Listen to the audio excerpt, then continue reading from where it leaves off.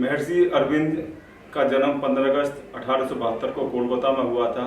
ये एक प्रसिद्ध योगी, दार्शनिक, कवि और भारतीय राष्ट्रवादी थे। उन्होंने आध्यात्मिक विकास के माध्यम से पृथ्वी पर दिव्य जीवन का दर्शन प्रस्तुत किया और भारतीय स्वतंत्रता आंदोलन में भी महत्वपूर्ण भूमिका निभाई।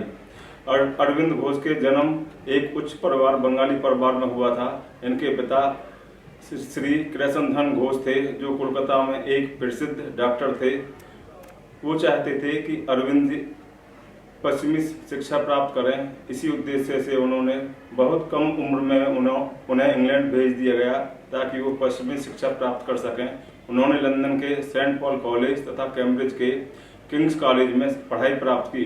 उन्होंने भारतीय सिविल सेवा की परीक्षा भी दी तथा उसमें उत्तीर्ण भी हुई, लेकिन उत्तीर्ण होने के बाद भी उन्होंने उस परीक्षा में शामिल नहीं हुए।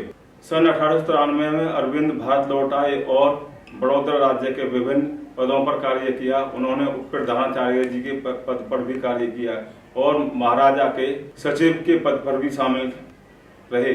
जल्दी वो भारतीय स्वतंत्रता आंदोलन में शामिल हो गए तथा विशेष रूप से बंगाल में क्रांतिकारी आंदोलन में सक्रिय रूप से शामिल हो गए। उन्होंने वंदे मातरम जैसे समाचार पत्रों में अपना संपादन किया तथा ब्रिटिश शासन की कड़ी आलोचना की तथा भारतीय विचारों का प्रचार और प्रसार किया।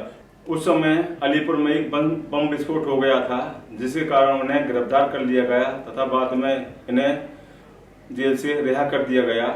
अलीपुर जेल में रहने के दौरान अरविंद को आध्यात्मिक जागृति का अनुभव प्राप्त हुआ।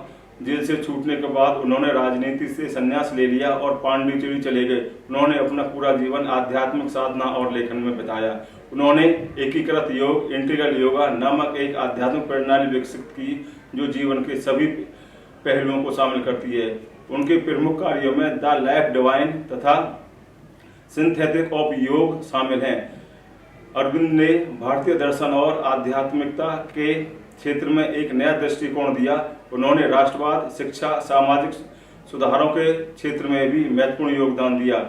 उनके विचारों ने भारतीय और दुनिया के सभी लोगों को प्रेरित किया। 5 दिसंबर 1950 का पांडिचेरी में ही इनका निधन हो गया।